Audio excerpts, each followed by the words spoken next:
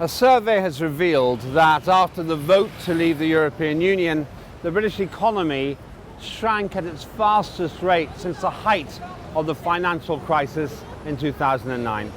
The IHS Markit's Purchasing Managers Index shows services and manufacturing dropped from 52.4 in June to 47.7 in July, a 7-year low. A reading below 50 indicates contraction. Those favouring continued membership had warned voting to leave would risk the UK's prosperity, diminish its global influence and lead to trade barriers between the UK and the EU. Speaking in China on Friday, Philip Hammond, the new UK Chancellor, said the figures show Brexit had damaged the economy and confidence. He claims his job is to restore some certainty as fast as possible. But EU membership has been controversial since the country joined the European Economic Community in 1973. The Leave campaign claimed that outside the EU, London could more easily conduct its own trade negotiations, control immigration, and live free from excessive EU regulations and bureaucracy. Who's to blame for the current period of uncertainty? And what worries the public most about the future? Simple questions we sought to answer. Now, that key index shows that Britain's economy is shrinking at the quickest rate since the last global recession. Can the public afford the economy in Britain to shrink further? We asked them. Oh, I can't answer that question. It depends how much it shrinks by, doesn't it? Well, everything still seems to be booming here. It's hard to believe that there's a recession going on. But I don't think anyone can afford another recession. But I think this is a global thing, and I really believe that Britain is just probably showing, in a way, what the rest of the world is feeling. Well, I mean, the economy is clearly going to shrink following the Brexit vote, although the forecasters are not saying we're going to go into recession, it's just going to slow the growth. I mean, it's never a good thing, but so it's not a matter of affording it, we just have to live with it. I won't say we could afford another recession, but I do think we could take the brunt of this Brexit. Of course we can. I mean, the real money makers at the top, they're not taking a loss. You know, it's your average Joe. Yeah, we'll feel it for a few months, of course we will. But I reckon by Christmas things will pick back up. And to be honest with you, I think it was the best thing we could have done. It'll be harder. It's hard as it is, so it will be harder if it shrinks any further. I think the cost of living is ridiculous. London particularly is ridiculous. Everything's too expensive. Transportation is astronomical, and housing. Brexit has nothing to do with it. The Purchasing Managers Index is a short-term guide to short-term matters. But much more fundamentally, you have to look at things like the Baltic Dry Shipping Index. So that's about things like wheat, soya bean and coal. That's bumping along at the bottom. And you look at the container indices, they are also bumping along the bottom. And look at the price of commodities, iron ore, aluminium, copper, you name it. The prices are right the way down. And as everybody knows, the price of oil has halved in the last 18 months. And even more fundamentally, the level of debt in the world has increased, the rich-poor division has increased, middle-class wages are going backwards, young people are in more and more debt. And there is a great big lurch to come. Brexit has nothing to do with a short-term movement. You've got something much more fundamentally going on. And if I may say so, Brexit was a cry of rage about economic failure, which was then aggravated by the movement of the European migrants into the UK, who were smashing down wage rates for people whose jobs were temporary, part-time, 0 hours, etc. The Purchasing Managers Index has come out, the first survey, the first intimation of what the world will be like after Brexit, and it's not good news for Britain. It seems that consumer sentiment, at least, and managing sentiment is on the downward spiral. Now, it might be that that's just initial fears of Brexit, making people a little bit afraid to say that they're confident about the future. But the signs are that second, third, fourth quarter GDP for the UK is going to be pretty challenging. We could be approaching recession territory. Philip Hammond, the new UK Chancellor, says the new report shows Brexit has damaged confidence and caused economic uncertainty. Who do the public blame? Maybe this is a problem of the control of the nation and London too. But I think they know what they are doing. It's surely a piece that Europe loses, and it's something that the United Kingdom loses too, I think. No, I don't think it's right, because he's a point of force that Great Britain is playing on. I think it was a rather hasty move to go for a referendum. I don't think it was thought through. I think it was about trying to heal the rifts in the Tory party. We paid a big cost for that. We had a big protest vote. In my view, the decision was the wrong decision. I think there was a lot of people, particularly young people, who were very upset about it. I think it was a vote against bureaucracy, against Europe as a concept, but I don't think the pros and cons were ever spelt out about the issues of leaving. I blame the people that put out the information about Britain being better having exited. No, I think anything. Markets can create uncertainty. The oil price can go up and down and it creates uncertainty. So any small change in the international environment or domestic environment can change. So, I mean, Brexit initially I think will, but I think that's just the initial shock of having the Brexit. I think once people then establish relationships outside of the EU, and a lot of the economies in the EU, especially the South, are quite weak. So I think actually in the long run, I think the UK will be better off. I blame Philip Hammond. I blame the Conservative Party, the Labour Party, the Liberal Party, the universities and the City of London, all of whom are governed by an out-of-date economic paradigm. They not only do not understand what is happening, but they in fact have no solution to it. Now, at the heart of the failure of the paradigm, there are several factors, but one of them is the creation of money out of nothing, which in itself is not necessarily bad, but then the putting of that money into anything except productive capacity and the spreading of the productive capacity throughout the population. You see, you must have the productive capacity spread to get a balance of supply and demand. You can't have it concentrated just in the rich because they do not spend all their money. You have to go for an economic democracy.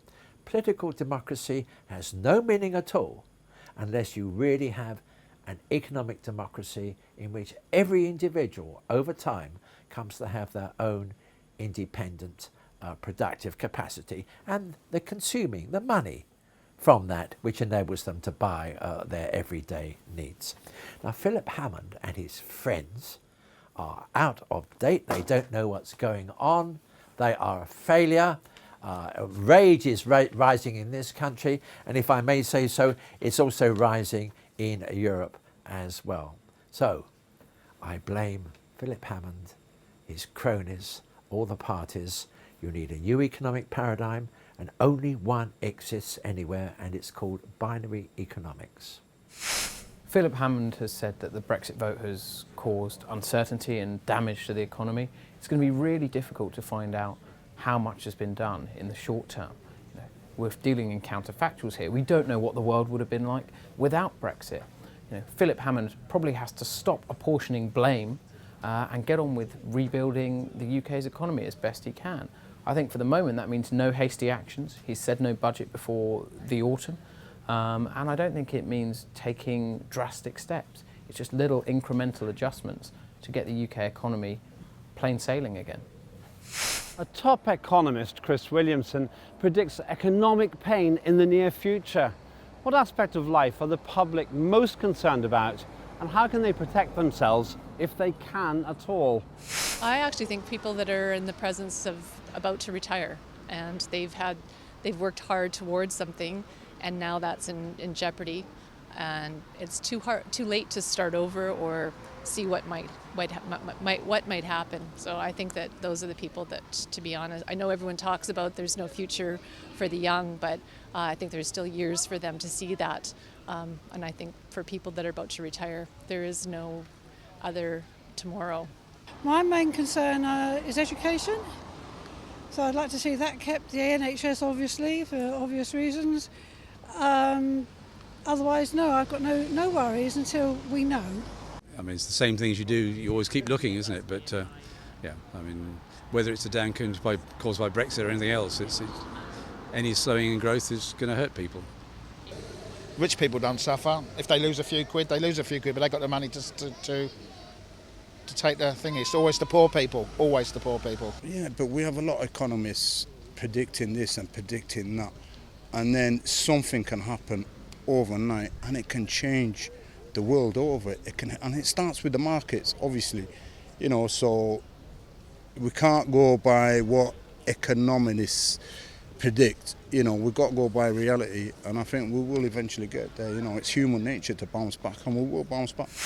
IHS Markit is in fact concerned with data, and essentially it's providing information for the existing economic and political structure, which has no concern for the economic benefits and welfare of the mass of the people. It works on the assumption that what's good for the elite will trickle down to the mass of the population. That no longer working, and it cannot work. And as a result, IHS Markit has no real concern or understanding of the rage which is building. And it is building not just in the UK, but if you were to France today and took a vote, you would actually have a Brexit vote to bring France out of Europe for the same reasons as it is here. The unemployment levels in France are double what they are in the UK. And you could have an Itexit in Italy. The official unemployment rate in Europe is 12%. It's actually double that. And for young people, it's on 50%. And in the south of Spain, it is in fact on 70%. It's all going wrong. There's a monstrous derivatives bubble. Germany, for example, Deutsche Bank there is going to collapse at the moment. They got rid of 2 chief executives quite recently. They're cutting thousands of jobs. Their profits on last year are down 98%. It's all going wrong. To protect yourself, you must do the following. First of all, if you are able, you must pay down debt, and you must not take on any more debt. Secondly, if you have money in the bank, do not rely on the UK government saying that you are insured for £75,000. The scheme will never cover the losses which are going to come. Take your sums of money down to £35,000 and ensure that it is in fact in different institutions, not in subsidiaries of one institution, but in different institutions. Lastly, any sort of saver is not getting any sort of interest rate at all. And therefore you have a plethora of fraudulent schemes everywhere. I'm afraid that the actual reality is that if something is offering a rate of interest which is too good to be true, then the scheme itself is too good to be true. We're in a disastrous situation. We need a new economics. It must, in the first place, concentrate on using the national interest-free money supply for big public capital resources. But I'm afraid at the moment the government doesn't know what to do, and the screw which is coming on individuals is going to get tighter and tighter. The UK service sector is really important, and I think it's probably the biggest uncertainty surrounding Brexit is how the financial sector in particular, but the other associated services, are going to do. Most of Britain is employed or employed nearly by the service sector, so it will impact how people's lives go. Too early to tell. If you start seeing unemployment, if you start seeing wage cuts, that's a really negative sign. If, however, the economy rumbles on reasonably unperturbed, people's daily life won't really change. The first survey of business activity since the June referendum showed the services sector particularly hard hit.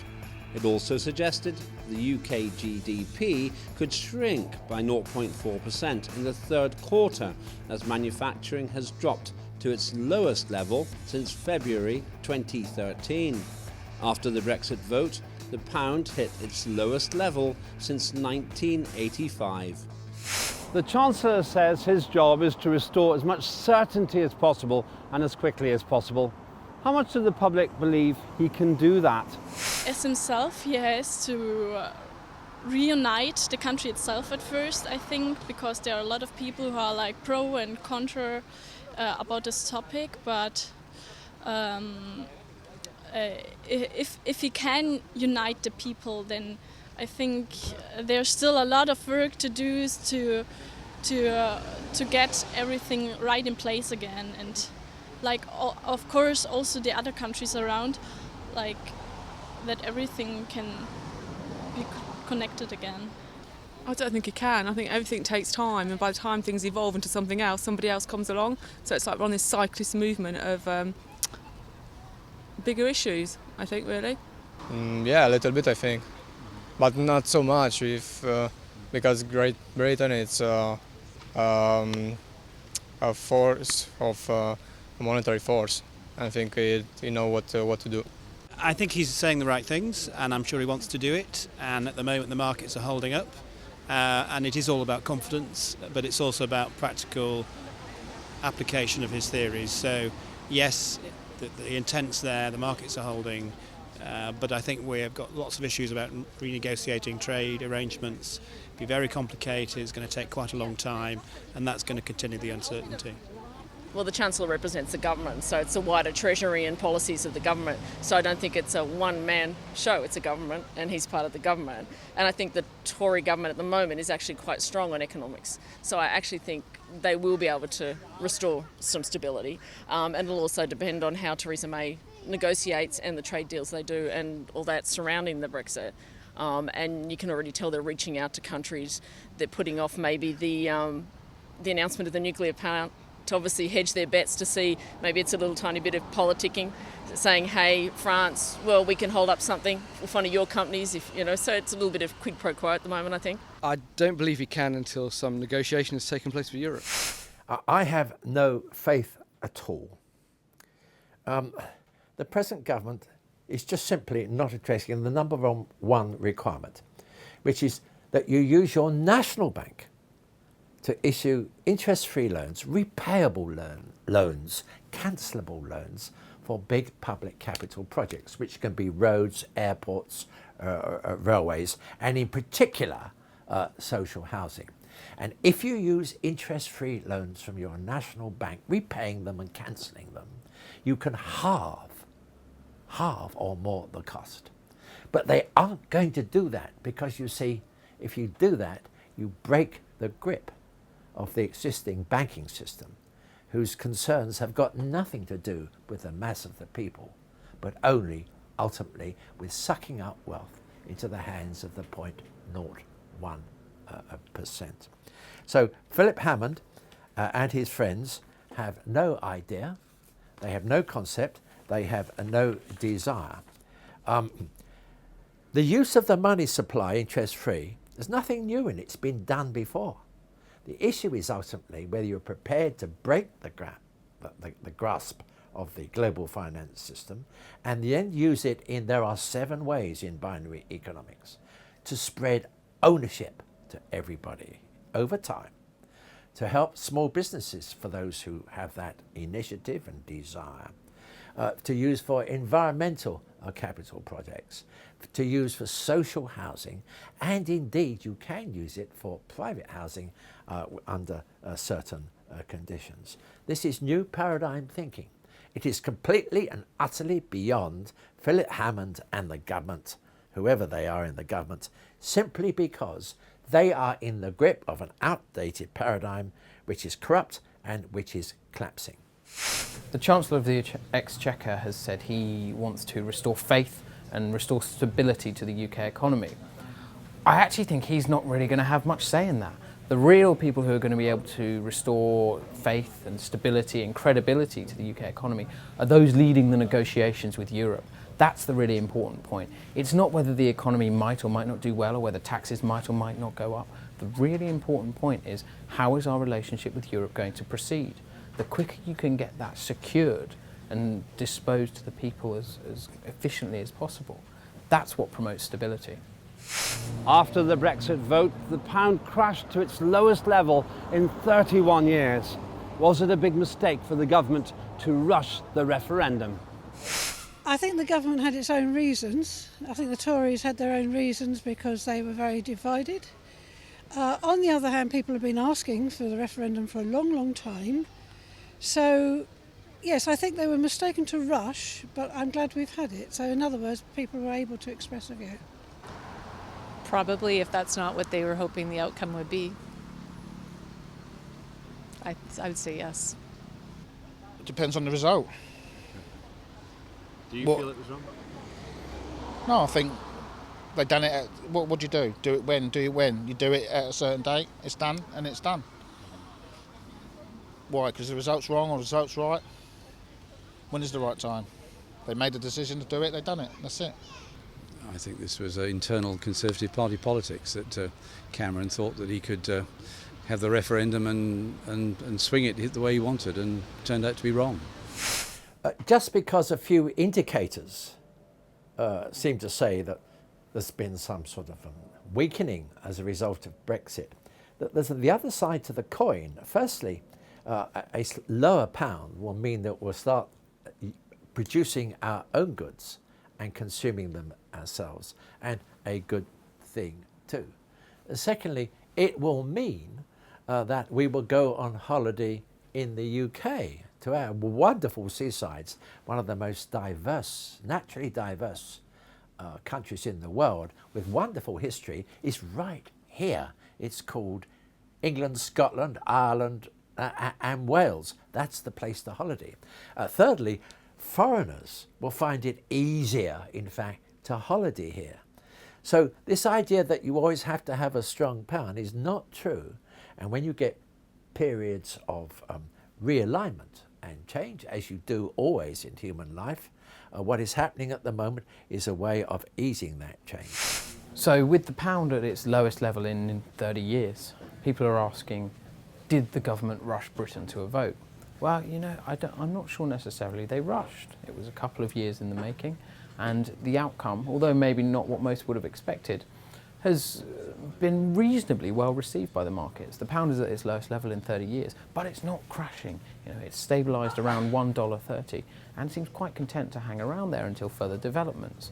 So the outcome of the vote is still very much up in the air, but it's not caused a crisis just yet. Chris Williamson, chief economist at IHS Markit, said the downturn has been most commonly attributed in one way or another to Brexit. Given the record slump in service sector business expectations, the suggestion is that there is further pain to come in the short term at least. The UK seemed unprepared for the outcome of the referendum on exiting the European Union.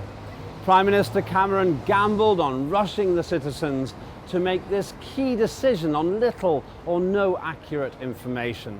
That mistake could cripple the finances of the country, and the government only has itself to blame.